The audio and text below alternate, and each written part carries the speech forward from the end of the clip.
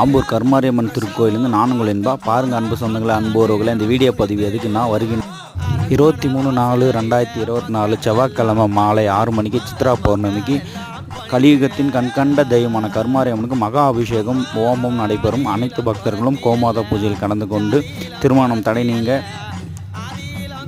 புத்திர பாக்கியம் உண்டாக சித்ரா பௌர்ணமியில் ஹோமத்தில் கலந்து கொண்டு எல்லாம் வல்ல அம்பிகை கருமாரியம்மன் ஆசையை பெற்றுமாறு தாய் உள்ளத்தோடு திருக்கோயிலின் சார்பாக அழைக்கிறோம்.